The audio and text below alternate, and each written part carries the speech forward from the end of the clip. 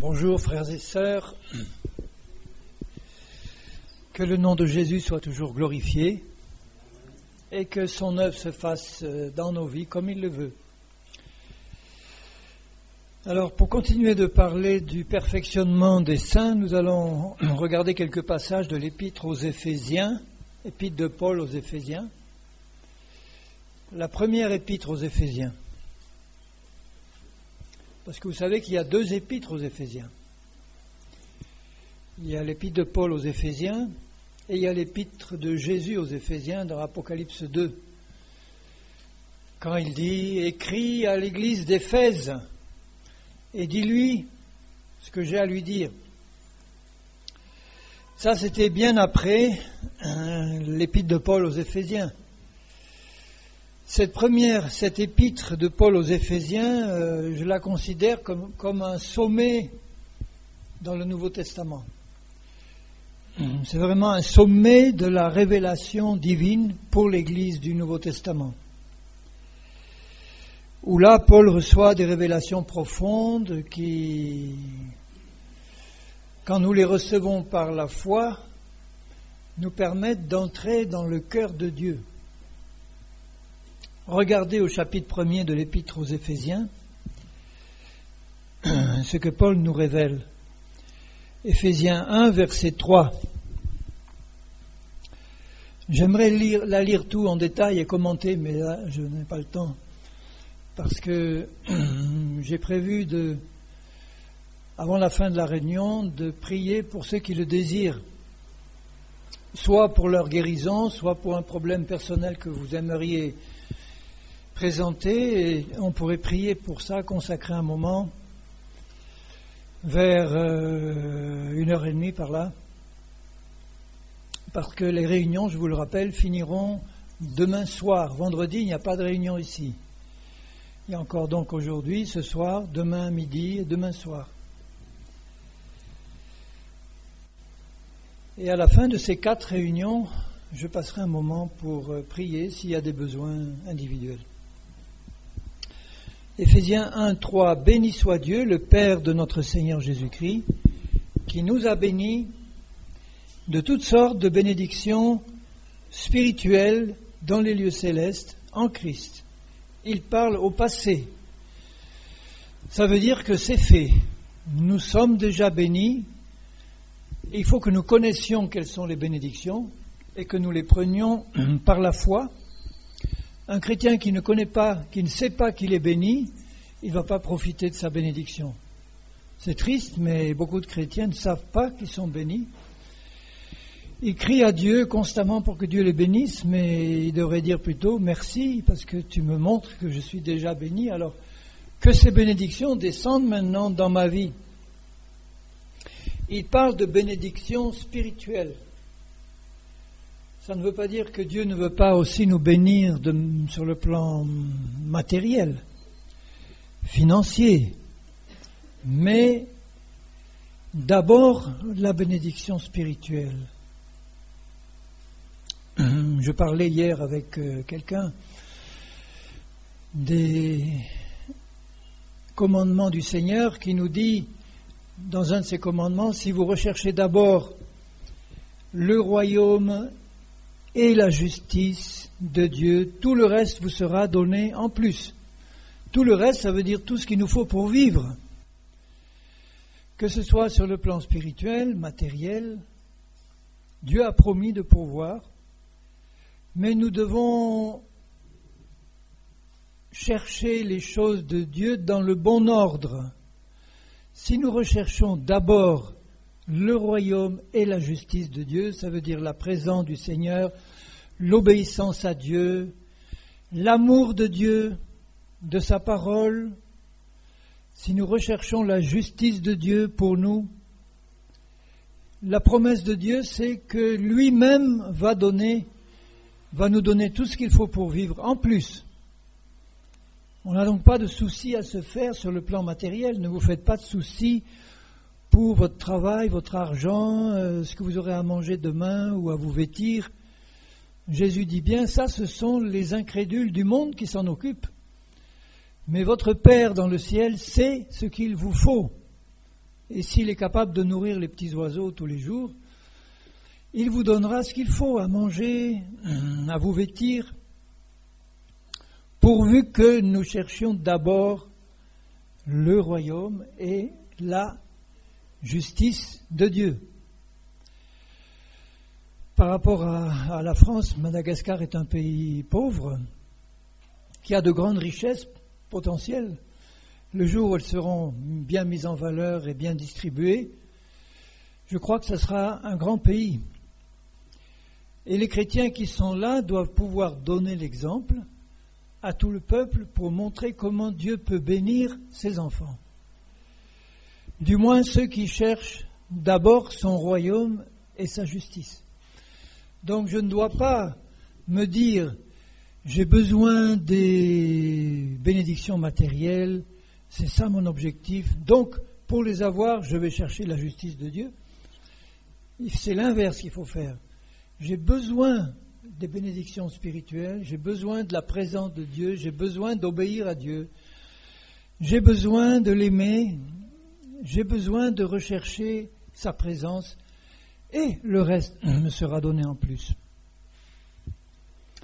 Il dit au verset 4, en Christ, je vous disais hier ou avant-hier que dans ces 3 premiers chapitres, il dit constamment en Christ, en lui. Nous sommes en Christ quand nous naissons de nouveau. Et quand nous sommes en Christ, nous possédons déjà toutes ces bénédictions. Et là, il donne un petit échantillon des bénédictions. En lui, Dieu nous a élus avant la fondation du monde pour que nous soyons saints, irrépréhensibles, irréprochables devant lui. Nous ayant prédestinés dans son amour à être ses enfants d'adoption.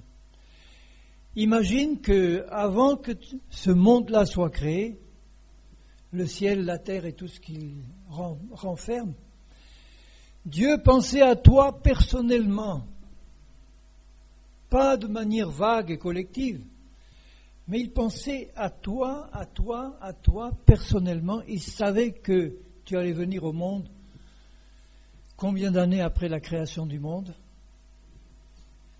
Et il avait déjà prévu tout son plan de bénédiction pour ta vie.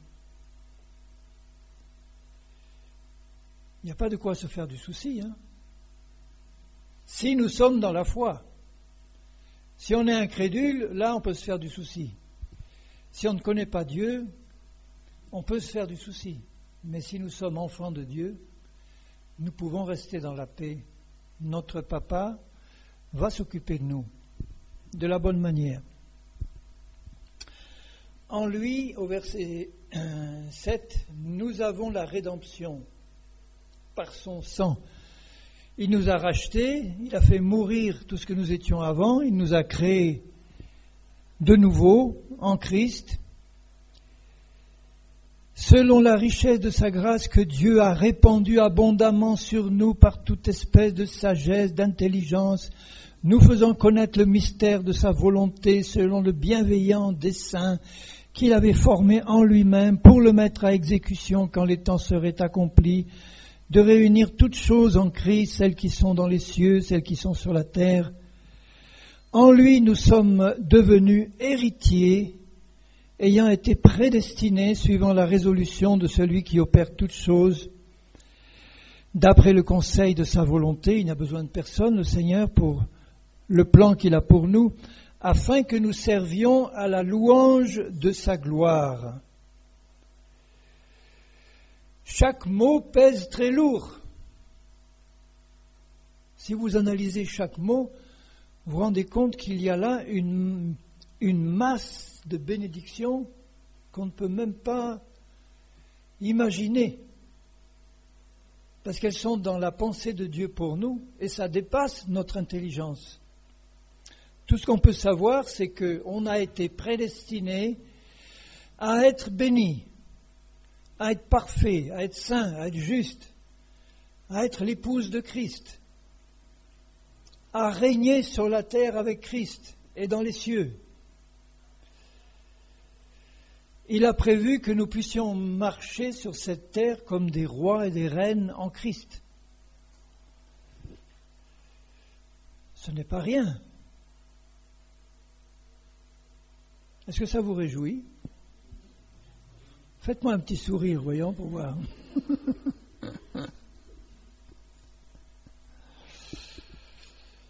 Je crois que les Malgaches sont aussi calmes, comme moi.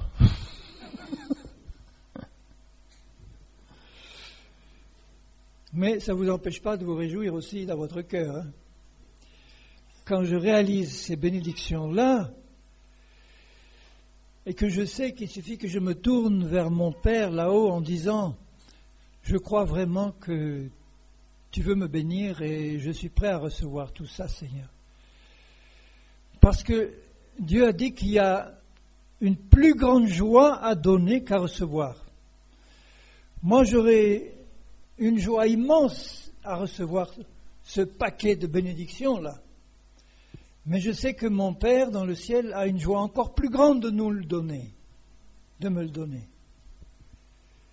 Alors je veux réjouir son cœur en recevant tout ça par la foi.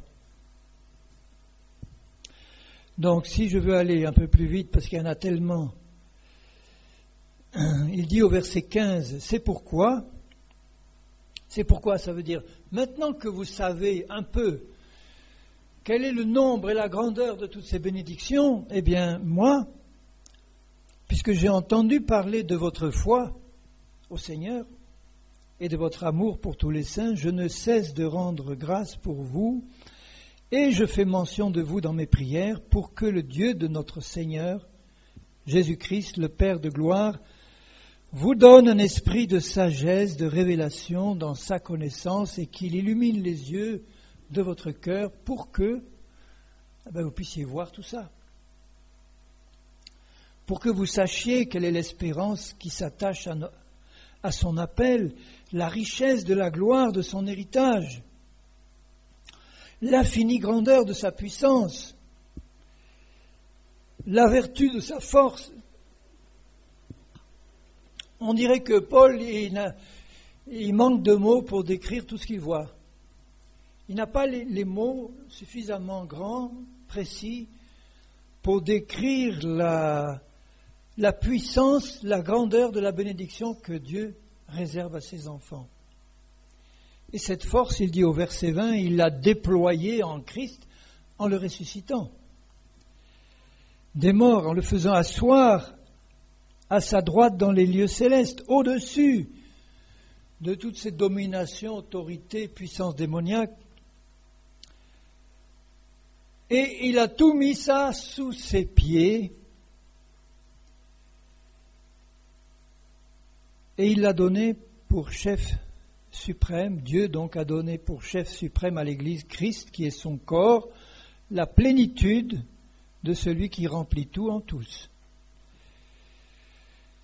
J'aime bien passer du temps sur cette épître parce que, je vous le répète, je considère que c'est le sommet de tout le Nouveau Testament. Chaque partie de la Bible est importante, il y en a pour tous, mais je crois que cette épître aux Éphésiens, c'est de la bonne viande solide pour les chrétiens qui veulent pénétrer en profondeur dans les choses spirituelles de Dieu. L'Église qui est le corps de Christ et qui est la plénitude de Christ, qui remplit tout en tous. Alors il leur rappelle maintenant que ce qu'ils étaient avant, eh bien c'est terminé. Il leur dit au chapitre 2, vous étiez morts par vos offenses et vos péchés, dans lesquels vous marchiez autrefois. Il n'est pas question qu'on continue à marcher maintenant là-dedans. Mais il sait que c'est possible et c'est pour ça qu'il passe une partie de cette épître à leur dire et à leur expliquer que maintenant que vous connaissez quel est l'appel de Dieu pour vous, la grandeur de l'appel, vous n'allez plus être motivé à poursuivre des objectifs qui sont bien moins élevés que cela.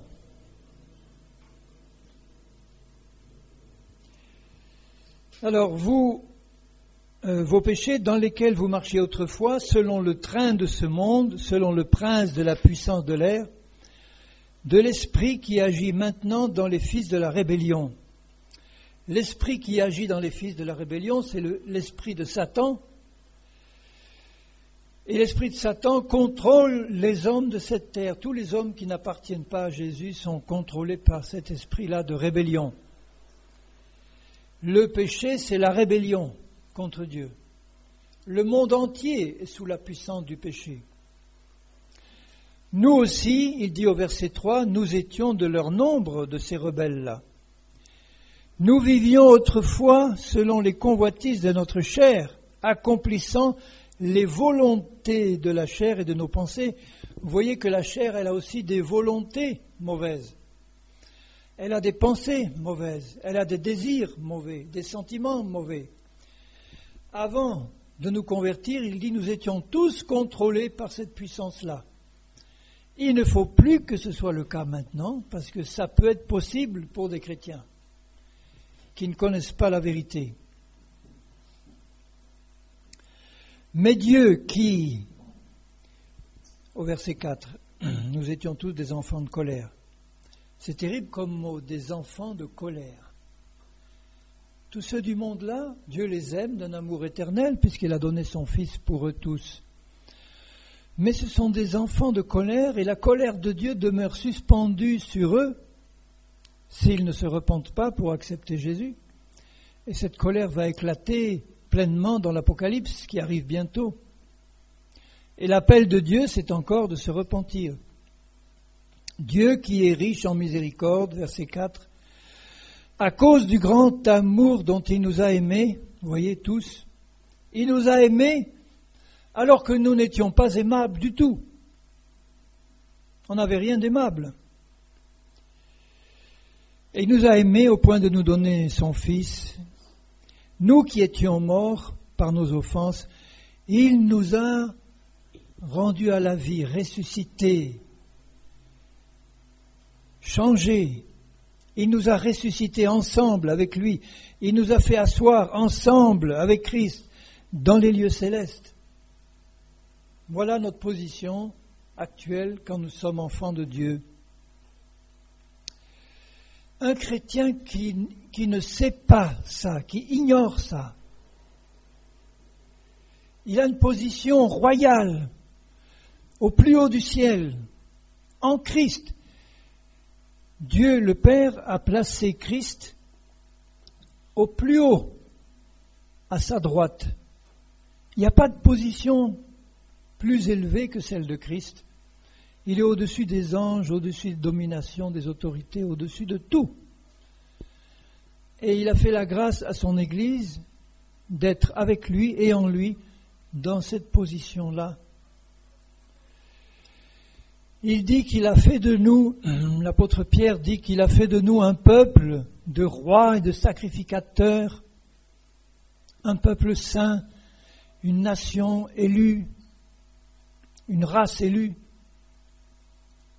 Voilà ce que nous sommes. Un chrétien qui ne connaît pas ça, qui ne sait pas ça, il va encore se comporter comme un mendiant, comme un misérable, comme un miséreux, pauvre, nu. Il ne sait pas quelle est sa richesse.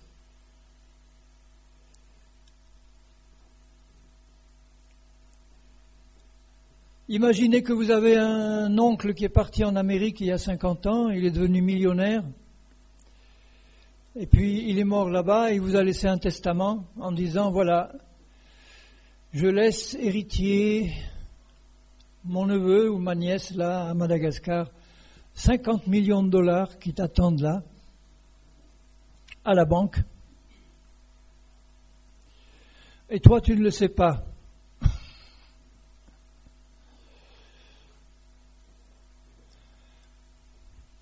Ou alors, tu l'as appris et tu ne crois pas. Tu dis non, c'est pas possible, ça n'arrive que dans les contes de fées.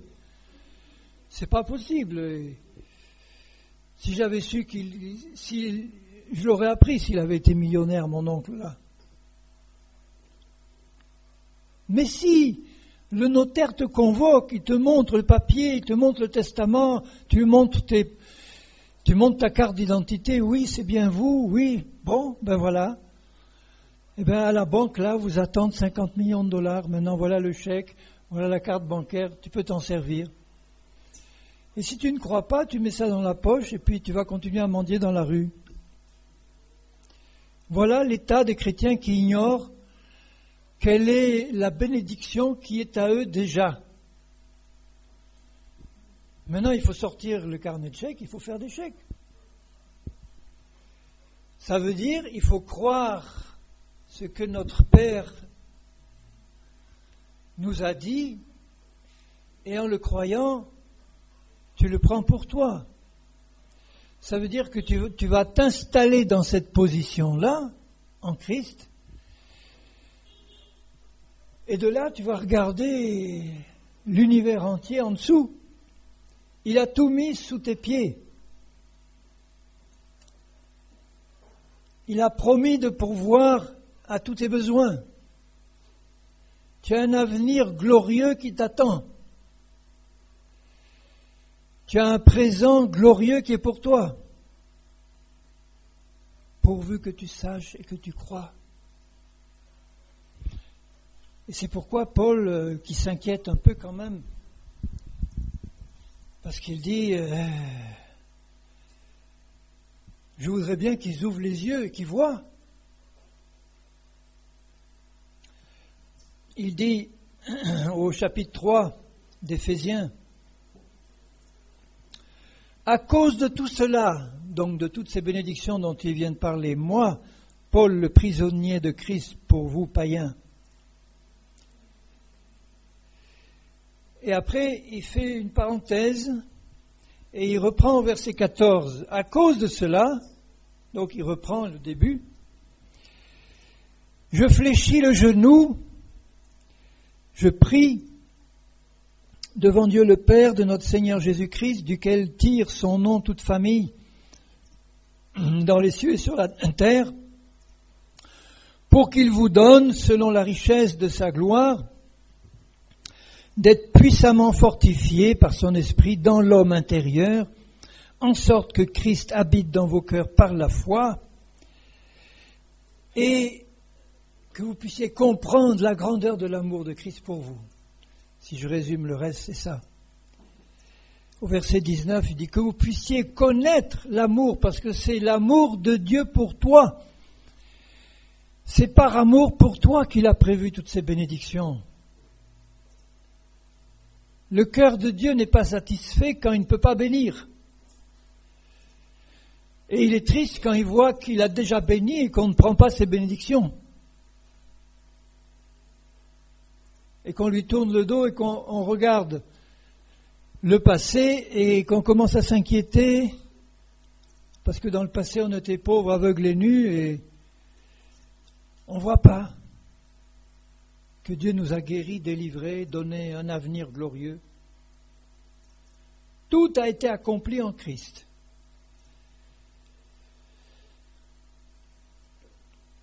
Il y en a qui me disent, oui, d'accord, bon, ça c'est des bénédictions spirituelles, c'est un peu haut là dans le ciel.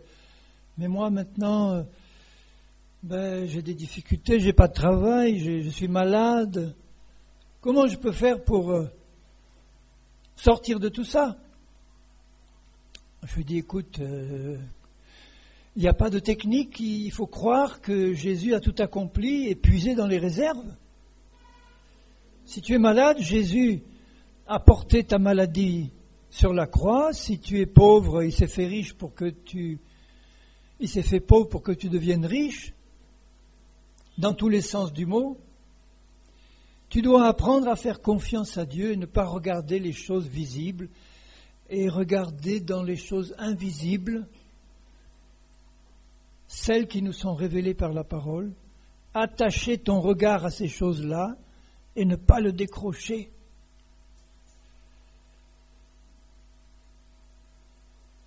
Connaître l'amour de Christ qui surpasse toute connaissance, je suis au verset 19 du chapitre 3. Connaître l'amour de Christ, pas seulement avoir entendu parler de l'amour de Christ pour les autres, là, mais moi. Connaître l'amour de Christ pour toi, de sorte que vous soyez remplis jusqu'à toute la plénitude de Dieu. Si je commence à réaliser à quel point Dieu m'a aimé, je vais courir vers lui. Je n'ai pas envie de courir vers quelqu'un qui ne m'aime pas. Mais quelqu'un qui m'aime comme ça, je n'hésite pas à courir, à me mettre à ses pieds, à ouvrir mon cœur, ouvrir mes bras. Et lui, il me charge de ses bénédictions. Et ça n'arrête pas. Ça n'aura pas de fin. Nous ne devons pas être incrédules à cause de ce que nous pouvons vivre maintenant. Il y en a qui vous diront peut-être, des chrétiens bien intentionnés, oui, c'est bien joli tout ça, oui, mais c'est de la théorie, ça ne marche pas dans la pratique. Regarde comment sont les chrétiens. Tu en as déjà vu un qui est béni comme ça? Je dis, peu importe, s'il n'y en avait qu'un seul sur la terre qui doit être béni comme ça sera moi. Voilà. C'est comme ça que je dis à Dieu, je ne veux pas me laisser influencer par les autres. Si les autres sont incrédules, c'est leur affaire, moi je ne veux pas l'être. Du temps de Noé, il est dit qu'il y avait un seul juste sur la terre, Noé. Le monde entier était dans le péché, dans la violence. Même Madame Noé et les enfants de Noé n'étaient pas justes, puisqu'il est dit qu'il n'y avait qu'un seul juste, Noé. Noé était tout seul à être juste. Il n'avait de communion fraternelle avec personne. Il était tout seul avec son Dieu. Eh bien, il était tout seul avec son Dieu, il était content. Et par sa justice, il a sauvé toute sa famille. Et il a sauvé l'humanité entière, puisqu'on descend tous de Noé. C'était un homme juste qui s'intéressait en premier à la justice de Dieu et à son royaume, et il a obéi à Dieu. Dieu l'a sauvé, Dieu a sauvé l'humanité entière, Dieu a sauvé même les animaux, tout ça, grâce à lui. C'est cette mentalité-là qu'on doit avoir. Ne t'occupe pas de ce que font les autres, sinon pour leur faire du bien. Mais s'il y en a qui sont incrédules autour de toi, ne te laisse surtout pas influencer. La foi vient de ce qu'on entend. L'incrédulité aussi. Si tu écoutes toujours les paroles incrédules, ça va te contaminer. Écoute la parole de Dieu et ta foi va grandir. Et il dit au verset 20 du chapitre 3, « À celui qui peut faire, par la puissance qui agit en nous, qui est la puissance du Saint-Esprit, celui qui peut faire infiniment, au-delà de tout. » Réfléchissez un peu à ça. Infiniment, au-delà de tout ce que tu peux demander ou penser. Ça veut dire, tu peux réfléchir à n'importe quoi, n'importe quelle bénédiction, n'importe quel, aussi grand, aussi lointain que tu peux imaginer, eh bien, il y aura encore plus loin, infiniment au-delà de tout ça.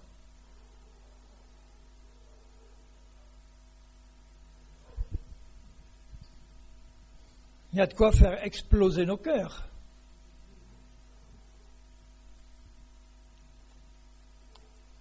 Eh bien, à lui soit la gloire dans l'Église et en Jésus-Christ.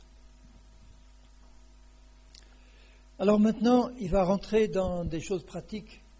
Maintenant qu'il leur a rappelé tout ça, il les a préparés.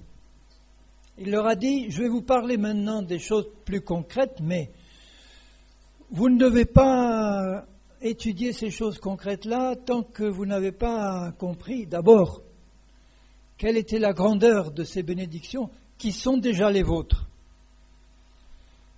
Comme ça, vous allez commencer à étudier ces choses pratiques dans un bon état d'esprit, sans le stress, sans la panique, sans rien.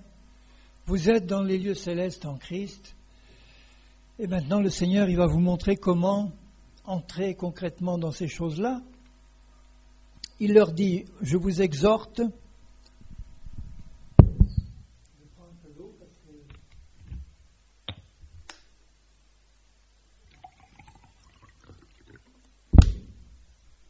prends une partie de la bénédiction.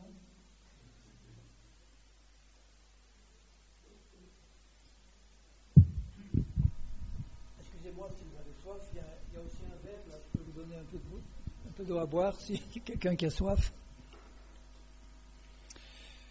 Éphésiens 4, il dit, je vous exhorte donc. Le donc est très important, hein, parce que c'est la conséquence de tout ce qu'on vient de voir là. Moi, le prisonnier dans le Seigneur, je vous exhorte à marcher d'une manière digne de l'appel qui vous a été adressé. La vocation, ça veut dire l'appel. Vous connaissez l'appel de Dieu. L'appel de Dieu, c'est de dire, je t'appelle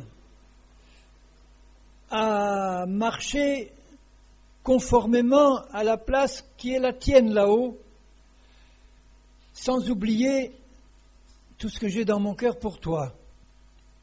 Maintenant, quand tu connais ça, je t'appelle à marcher sur cette terre comme quelqu'un qui connaît la réalité spirituelle. Tu connais ta position, tu connais ce qui t'est destiné par Dieu. Tu es certain que ça va s'accomplir parce que Dieu est fidèle. Tu peux commencer à marcher tranquillement sur cette terre. En toute humilité, douceur, patience, vous supportant les autres avec amour, vous efforçant de conserver l'unité de l'esprit par le lien de la paix. Là aussi, ça ne peut pas être vécu de manière légaliste, c'est vécu de manière spirituelle, dans la foi, parce que je sais que Dieu m'a rendu capable de marcher comme ça.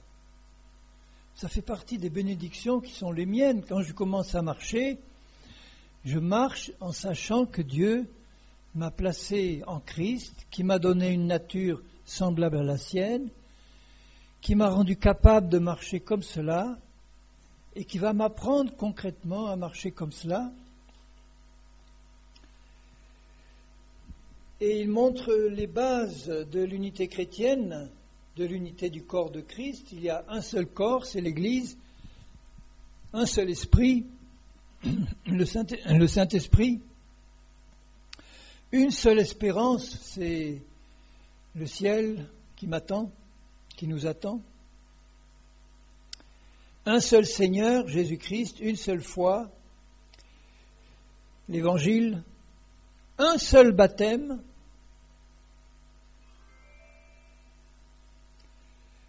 un seul baptême. Alors quel est ce baptême-là ? Puisqu'il parle du baptême d'eau dans d'autres passages, du baptême du Saint-Esprit, ça fait déjà 2. Là il dit il y en a un seul. Le seul baptême auquel Paul pense, c'est ce que représente le baptême d'eau et le baptême du Saint-Esprit, c'est-à-dire notre mort et notre résurrection en Christ. C'est ça le vrai baptême, c'est le baptême dans la mort de Christ et dans sa résurrection. Le baptême d'eau représente ce baptême-là, et le baptême du Saint-Esprit aussi, puisque le Saint-Esprit nous est donné pour mettre à mort tout ce qui est charnel et pour nous faire vivre la vie de résurrection. Donc le seul baptême biblique, c'est le baptême dans la mort et la résurrection en Christ. Un seul Dieu et Père de tous, qui est au-dessus de tous, parmi tous et en tous. Ensuite, il dit un peu plus loin qu'il a donné, au verset 11, il a donné des ministères, apôtres, prophètes, évangélistes, pasteurs, enseignants ou docteurs, pour le perfectionnement des saints. Là, il montre que maintenant, ça va être la pratique. Il faut que ces gens-là, ces frères et sœurs, ces chrétiens qui sont tellement bénis dans les lieux célestes, il faut qu'ils puissent profiter de tout ça dans leur marche pratique, dans leur vie pratique. Il ne faut pas que ça reste de la théorie. Il ne faut pas que ça reste suspendu dans le ciel. Il faut qu'on entre là-dedans. Et c'est pour ça que Dieu a donné des ministères en particulier qui travaillent, bien sûr, sous la direction du Saint-Esprit. Les ministères ne sont pas absolument indispensables. Si dans un endroit il n'y en a pas, vous avez le Saint-Esprit et la parole de Dieu. Mais c'est une aide que Dieu donne à son peuple pour, verset 12, le perfectionnement des saints en vue de l'œuvre du ministère, de l'édification du corps de Christ, jusqu'à ce que nous soyons tous parvenus à l'unité de la foi et l'unité de la connaissance du Fils de Dieu. Malheureusement, vous avez beaucoup de ministères qui ne travaillent pas pour cet objectif-là. Mais Dieu a toujours donné des ministères qui travaillent pour cet objectif-là. Ce sont ceux-là qui sont utiles au corps de Christ. L'unité de la foi, c'est l'unité de la doctrine, puisque la foi vient de ce que l'on connaît de la parole de Dieu. Vous vous rendez compte qu'entre les groupes, les églises chrétiennes, il n'y a pas l'unité de doctrine.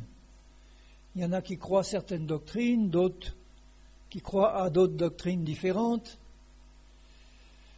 d'autres qui disent qu'il faut baptiser les bébés, d'autres qui baptisent comme il faut baptiser, d'autres qui baptisent avec 3 gouttes sur la tête, etc., etc.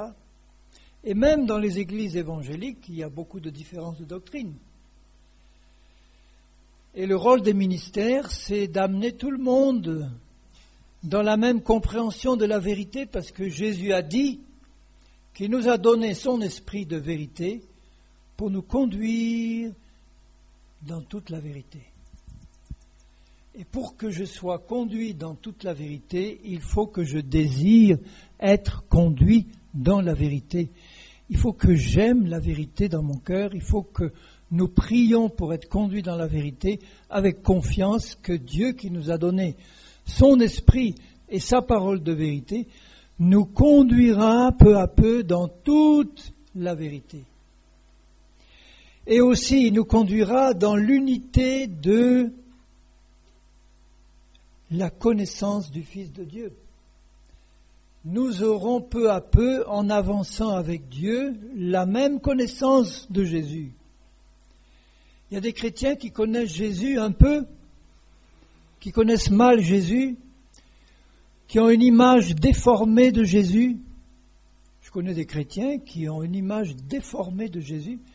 Ils ne voient pas Jésus comme il est vraiment. Ils ont encore peur de Jésus. Ils ont peur de s'approcher de lui. Je parle de chrétiens évangéliques qui disent « Oui, mais Jésus, je crains », parce que ce sont des chrétiens charnels qui parlent comme ça. Parce que j'ai peur qu'il me demande des choses trop difficiles. Quand je vois certains commandements dans sa parole, je trouve que c'est trop dur. Et j'ai peur de m'approcher trop près de lui parce que ça va être trop difficile, je ne vais pas y arriver. Ça, c'est une mauvaise image de Jésus. Ils n'ont pas compris comment Jésus veut travailler.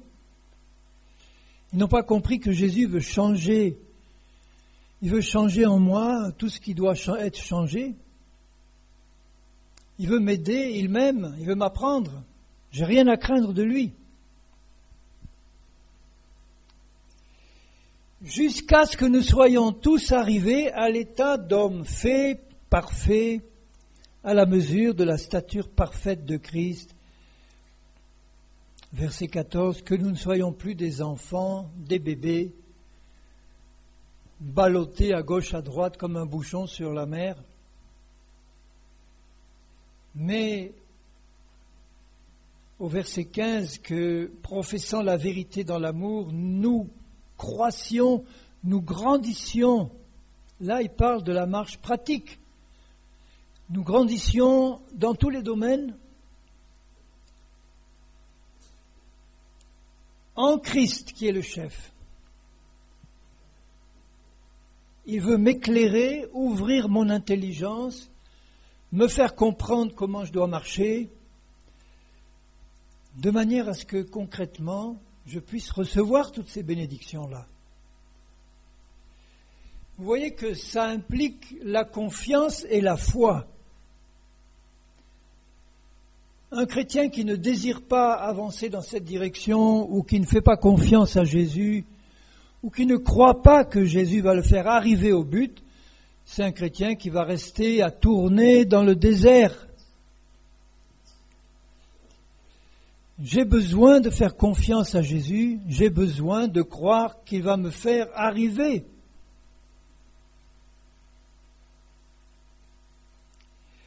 À partir du verset 17 jusqu'au verset 24, il y a un passage qui est très très important pour justement montrer comment on marche pratiquement par l'Esprit. Alors voilà ce qu'il leur dit.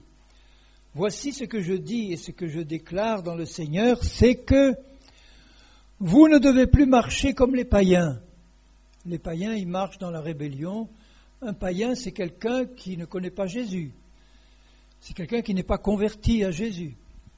Donc les païens, ce sont tous ceux qui ne sont pas des chrétiens nés de nouveau. Vous ne devez plus marcher comme eux, parce que comment ils marchent ceux-là ? Qui marchent selon la vanité de leurs pensées.